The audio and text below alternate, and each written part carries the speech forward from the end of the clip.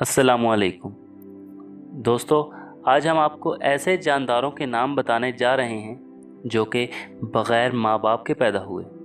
جی ہاں، وہ جاندار جن کی پیدائش بنا ماں باپ کے ہوئی۔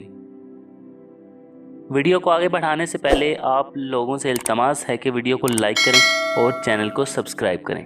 دوستو، سب سے پہلے تمام عالم انسان یعنی آپ کے، ہمارے اور سب انسانوں کے باپ یعنی حضرت آدم علیہ السلام، جن کو اللہ تعالیٰ نے مٹی کے پتلے میں روح پھونک کر پیدا کیا، اور ان کے بعد اماں حوا، جن کی پیدائش حضرت آدم علیہ السلام کی بائیں پسلی سے کی گئی۔ تیسرے نمبر پر حضرت اسماعیل علیہ السلام کا دمبا، جو کہ قربانی کے وقت جنت سے آیا تھا، اور اس نے آتے ہی حضرت اسماعیل علیہ السلام کی جگہ لے لی۔ چوتھے نمبر پر سیدنا موسیٰ علیہ السلام کا اژدہا، جو بنا ماں باپ کے تھا، جو کہ حضرت موسیٰ علیہ السلام کی چھڑی سے بنایا گیا تھا۔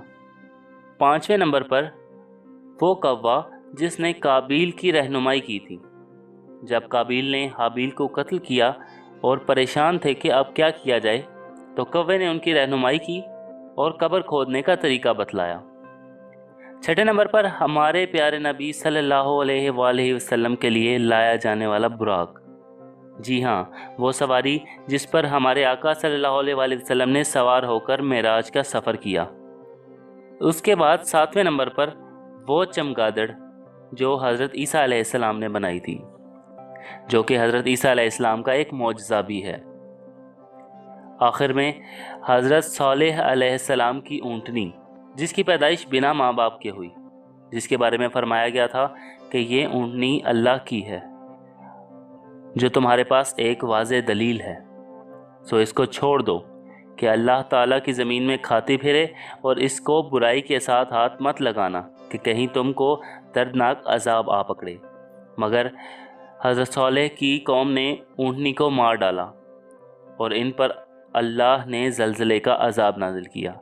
دوستو، یہ وہ تمام جاندار تھے جن کو اللہ تعالیٰ نے بنا ماں باپ کے پیدا کیا۔ ویڈیو اچھی لگے تو لائک کریں اور چینل کو سبسکرائب کریں۔